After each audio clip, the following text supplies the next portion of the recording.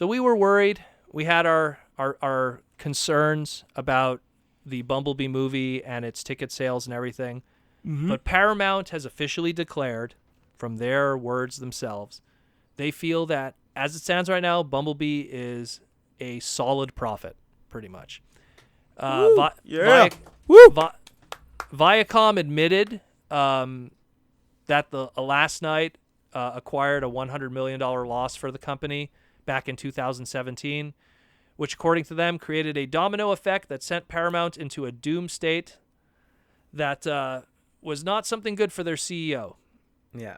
And they were worried about Bumblebee kind of having the same thing. But it seems that as it stands right now, and again, looking at some of the numbers here, Bumblebee's more in the, like, let's put it this way. As it stands right now, still domestically, Bumblebee has not beaten his production budget, but the grand total combined right now is way above. We're almost at 400 million on a $135 million budget. So things are looking good now. Whatever their advertising budget now probably is more than covered enough at this point. Everything's looking good. Again, when you look at where the money is coming from, obviously China was a big contender. So was South Korea. So was the United Kingdom. So a lot of those overseas areas added a lot to that too. Obviously China being the biggest one, but it shows that there is success for this movie, and that means it's good. It means we're going to be moving forward. I mean, I felt that we were going to be moving forward anyways, but now at this point, it shows that there still is, some gas left in the tank.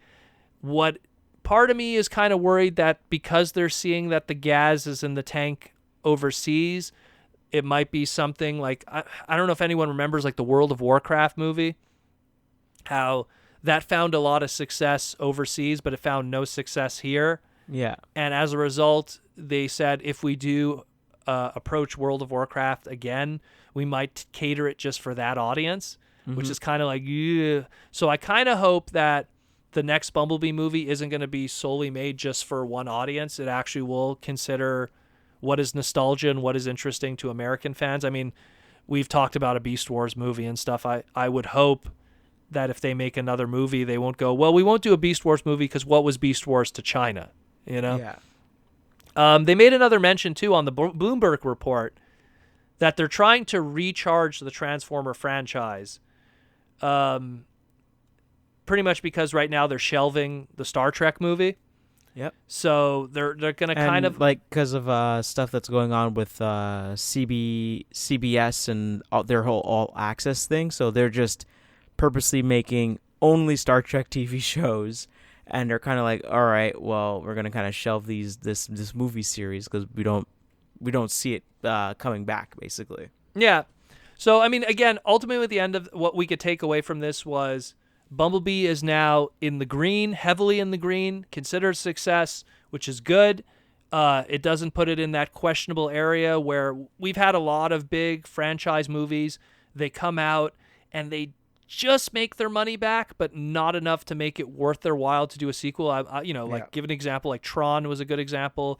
Had a lot of hope for that movie, Disney, to really do a sequel and everything. They planned out a lot of stuff, and it just didn't pan out to make as much as they had hoped, where they're actually very happy with Bumblebee here. So that means that whatever they do have planned next, they could probably move forward with that. So pretty cool.